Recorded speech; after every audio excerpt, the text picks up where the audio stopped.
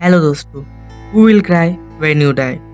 वैसे तो इसका मतलब है कि कौन रोएगा जब आप मरेंगे, बट अगर हम इस कॉन्सेप्ट को और डीपली लेके जाए तो इसका मतलब होगा कि आपके मरने के बाद आपके बारे में लोग सोचेंगे क्या आप जैसा चाहेंगे वैसा ही लोग आपके बारे में सोचेंगे।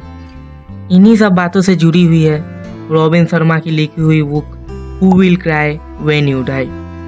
वैसे तो इस बुक में लाइफ को बेटर बनाने के लिए 101 लेसन्स दिए गए हैं, पर इतने तो मैं आपको एक वीडियो में नहीं बता सकता ना।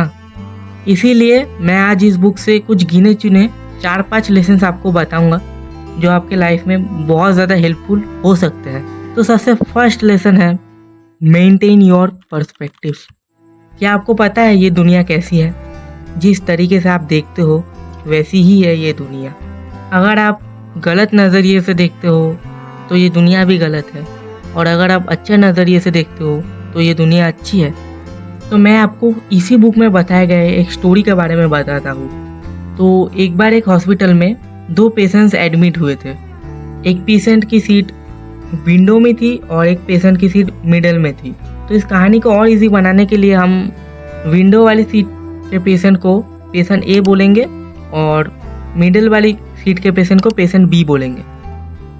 तो पेशेंट ए की सीट विंडो में होने के वजह से पेशेंट बी बहुत ज़्यादा उससे जलता था, और ये बात जब पेशेंट ए को पता लगी तो पेशेंट ए बहुत ज़्यादा दुखी हो गया। इसके बाद पेशेंट ए जब विंडो के बाहर कुछ इंटरेस्टिंग देखता था तब वो पेशेंट बी को बताता था ताकि उसे भी खुशी मिले। पर इस बात के बाद पेशेंट बी और भी ज़्यादा जेलस फील करता था और सोचता था कि उसके पास विंडो सीट है तो वो इसलिए मेरे को जेलस कराने की कोशिश कर रहा है। फिर एक दिन पेशेंट ए की सडनली डेथ हो गई, और ये बात जानने के बाद पेशेंट बी को बहुत ज़्यादा दुख भी लगा कि अब मुझे विंडो सीट के पास वाले नेचर के बारे में बताएगा कौन। फिर उसने नर्स से कह के अपनी सीट विंडो की तरफ करवा ली, पर वहाँ पे आने के बाद वो बहुत ज़्यादा शॉक हो गया क्योंकि वहाँ पे एक ब्रिक वॉल के सिवा और कुछ था ही नहीं। फिर उसे थोड़ी देर समझने के बाद पता चला कि वो इंसान उसे खुश करने के लिए बनाई बनाई कहानी बोल रहा था ताकि उसे खुशी मिले। ये बात समझने के बाद उसने बहुत ज़्यादा रिग्रेट किया और उसे समझ आया कि वो पेशेंट उसे जेलस नहीं बल्कि खुशी करने के लिए ये सब कर रहा था। फिर उस पेशेंट ने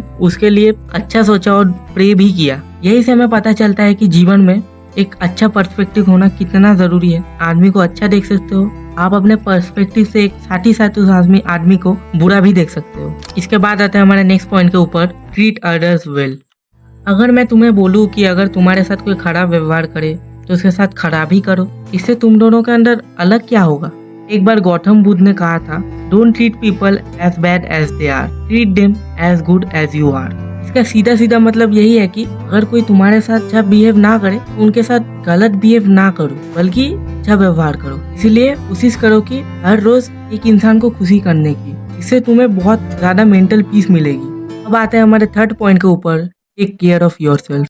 इस भाग दौड़ की दुनिया में हम सब कुछ पाना चाहते हैं और अपने लिए टाइम नहीं निकालना चाहते। दुनिया में कुछ भी जानने के लिए हमें सबसे पहले खुद को जानना पड़ेगा। जैसे कि अगर हमें किसी से प्यार हो जाए तो हम तब उसके बारे में जानने के लिए बहुत ज्यादा क्यूरियस हो जाएंगे। वैसे ही क्यूरियोसिटी खुद के लिए भी रखो, और खुद को जानने का सबसे बेस्ट तरीका है खुद से बातें करना। रोज कम से कम एक स्मॉल अमाउंट ऑफ टाइम निकालो और खुद को एक्सप्लोर करो। हो सकता है तुम्हें खुद से बातें करते करते बहुत सारी प्रॉब्लम्स का सोल्यूशन भी मिल जाए। इसीलिए अपनी केयर करो, मेंटली और फिजिकली दोनों वे में खुद की केयर करो।